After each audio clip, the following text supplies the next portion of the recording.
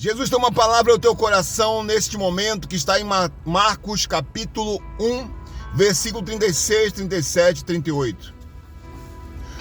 E seguiram-o Simão e os que com ele estavam, e achando-o, lhe disseram: todos te buscam.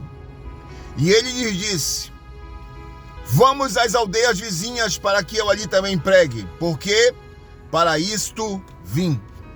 Então, nesse momento, queridos, Jesus dá um grande ensinamento para Pedro e todos que com ele estavam, os outros discípulos e alguns que estavam seguindo Jesus. A Bíblia diz que ele acorda de manhã bem cedo, versículo 35 do capítulo 1 de Marcos, ainda de madrugada, ainda escuro. Jesus se acorda, se levanta e vai orar. E ele estava em oração, entenda isso.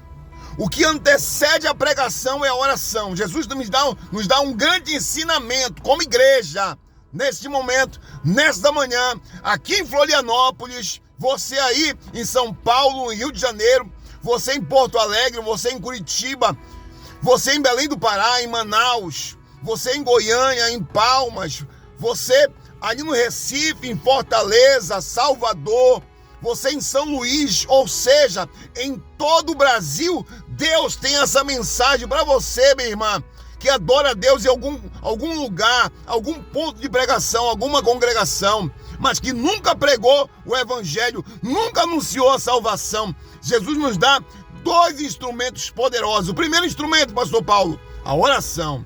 Ele se acorda de manhã bem cedo, de madrugada, e vai orar. Entenda isso. Nós temos esse privilégio de acordar vivos nessa manhã. Ainda escuro aqui em Floripa. Ainda escuro. Ele me deu essa ordem. Vai orar, porque eu tenho mensagem para o teu coração. E nesse momento, queridos, quando Jesus nos dá esse ensinamento, entenda isso. Primeira coisa que ele me manda fazer, vai orar. Depois que você orar, alguém vai te chamar. Todos te buscam, Simão falou isso para Jesus. Jesus disse: então agora eu estou pronto. Então vamos às aldeias vizinhas, para que eu ali também pregue, porque para isto vim. Entenda isso. Nós, como somos resgatados por Jesus, nós não temos que viver em um mundo de conto de fadas, viver uma vida ainda passada, não. Nós temos que seguir agora o evangelho. Nós temos que viver Jesus, viver o chamado, viver a palavra. E precisamos compreender que sem oração não tem pregação. Primeiro eu oro, depois ele me dá a mensagem, depois eu prego. Eu não posso pegar e simplesmente pregar sem orar. Não vai sair nada, não vai ter unção, não vai ter poder do Senhor.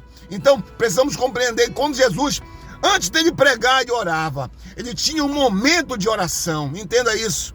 Então nesse momento que Jesus dá esse ensinamento, eu vou para Marcos capítulo 16, versículo 15, quando Jesus vai se acender aos céus, ele dá uma ordem: ide por todo mundo e pregai o evangelho a toda criatura. Todo o que crê e for batizado, este será salvo, mas o que não crê será condenado.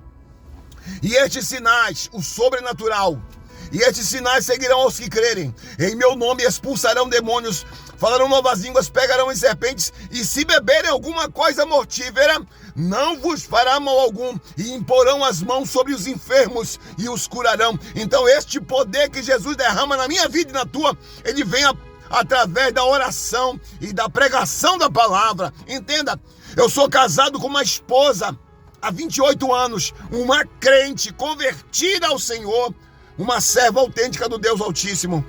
E ela é casada com um homem da mesma forma. Eu preciso entender isso. Se o evangelho que eu sirvo não transformou a minha vida, eu preciso ter um encontro genuíno com Jesus, porque eu necessito anunciar esta mudança que ele fez na minha vida. Ele vai alcançar você, meu irmão. Ele vai alcançar você, minha irmã. Fica com essa palavra em nome de Jesus.